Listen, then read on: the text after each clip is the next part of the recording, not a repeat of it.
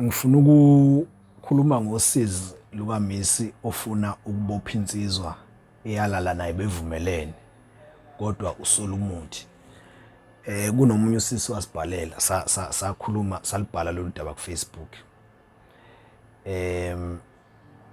Lo Misi ziningi nje izinto ezenzekayo emhlabeni esihlala kuwona. Angazi ukuthi ezinye singayivika kanjani. Ngake ngabhala ngaze ngalibhala ku-Facebook ngathi ingane zakwethu ake sifunde lolu daba olungezansi bese nisho ukuthi ningamluleka kanjani lo sisi nakuba lulufishane kodwa kade ngikhuluma nawe lentokazi esithumelele lolu daba. Nginokukhuluma nawe lentokazi ngangikhuluma nje nayo ibuza ukuthi ingenza kanjani. Ithi ke lentokazi mayisibhalela ngizoyifunda le ndaba. Ithi Bhutmenzi nami ngicela ukuboniswa inkingeni ye-enga enginayo. Ukhumbula ukuthi isihloko sodaba sithi usizi lukaMisi ofuna ukubopha insizwa eyalala naye bevumelene kodwa usola umuthi. Uthi-ke lo Misi Bhutmenzi nami ngicela ukuboniswa inkingeni ye-enga enginayo ngomunye ubhuti wangakithi engijwayele ukumbona njalo uma ngike ngaye ekhaya noma edolobheni lapho ngimenyanyela ukufa nokuphila lo bhuti.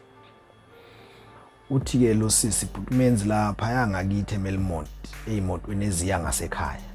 Kunobhuti nje engingazi noma usengu-rank manager or useyini manje kodwa phambilini ubenetekisi ebihambela ngisho nangakithi. Kodwa angiboni ukuthi usenayo ngendlela akabukeka eyiyona manje but angazi. Lo bhuti ngo-2020 wangishela ngigibela imoto yakhe ngihleli naye phambili. Yena owayedriver elayishele ngakithi. Wangishela nje ngoba uyangazi nami ngiyamazi kodwa ngenxa yamatoho nje sasikade sagcinana naye.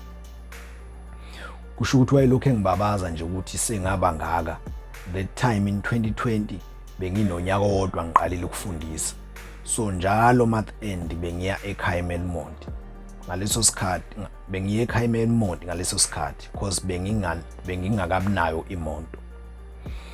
Wangibona ubhuti wangishela waze wacela inamba yami. Ngangamnika MC ngoba ngangazivela ukuthi ungishele nje ngoba ngiseduze kwakhe engibona but wathi yena uzosifunela inamba yami ngathi kuyena it's fine akayifunele. Kanti ubhuti lona uzoyifuna ngempela inamba yami ayithole. MC ngangamfuni inhlobo lo bhuti. Wathi uma efona sengibuyele emsebenzini ngavele ngangamthanda nje. Ngambuza ukuthi inamba yami uyithathephi. Ngamhila ngalokho waze waluvala ucingo ngase ngiyamblock. After a few days wangifonela ngenye ifoni. Washo ukuthi uyena ngavele ngaluvala ucingo ngayiblocka leyo namba. But ngangimtshela ukuthi angimfuni futhi angifune ngifonele. Ngimtshela futhi ukuthi ngizomblock. After a week ngabona imessage ku WhatsApp kanti uyena usengibhalela ngenye inamba. But lokho yakumnyanya kwavele kwangabi khona uma sixoxa ku WhatsApp. Angazi ukuthi kwenzakalani ngoba ngazithola sengithandana nje naye lo bhuti. Kwathi month end ngaye ekhaya njengenjwayelo kodwa ngaqala kuyena. Sahlangana etown eMelmont wangithatha ngemoto yakhe saya kubo wangibuyisa ekseni wangisekhaya.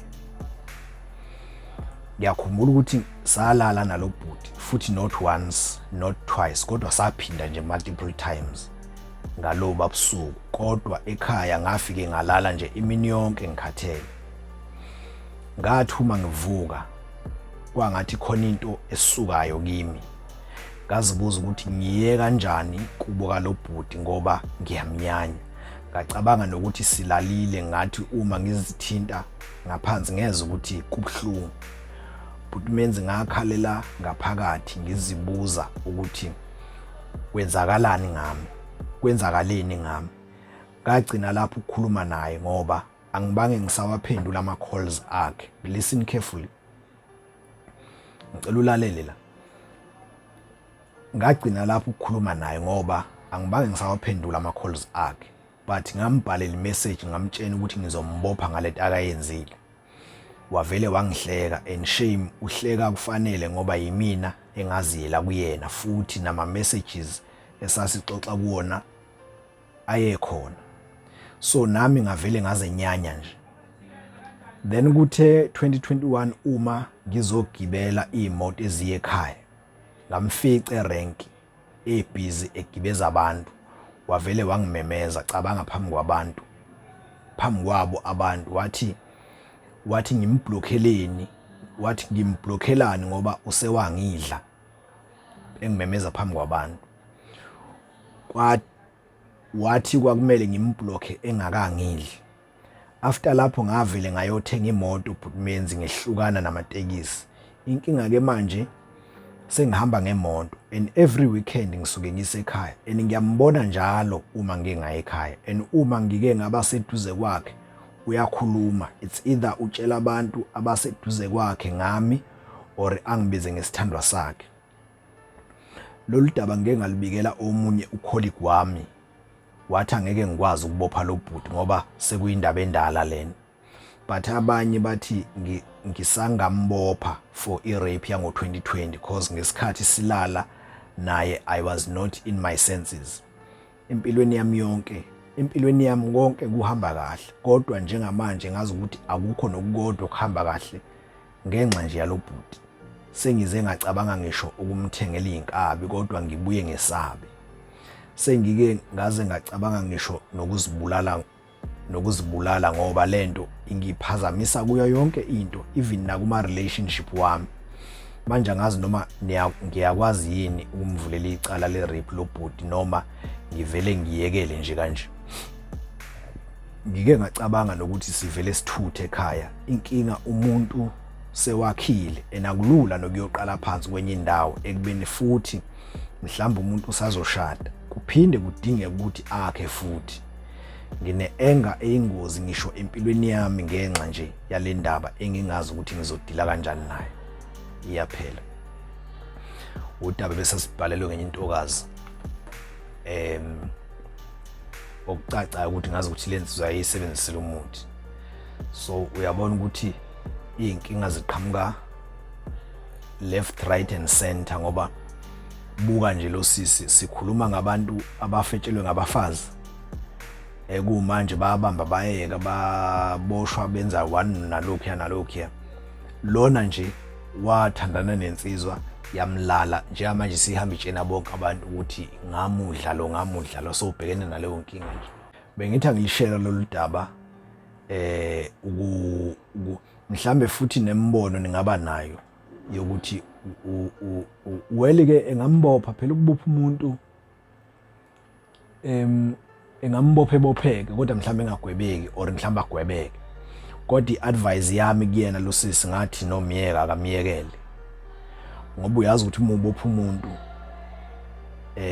kukhona abangezukuvuma mhlambe izingane zakhe futhi njengoba kungabantu lethe uyambophisa nje uyagwetshwa.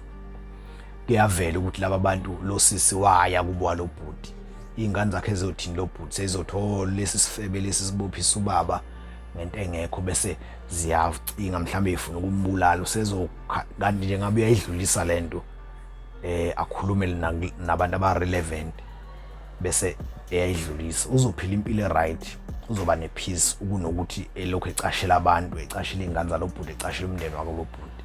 Kodwa ke mhlambe nani ningaba nawo umbono kulolu daba. Bengithi ngilishare ngoba kukhona abangahle befunda ukuthile kulona. Thank you.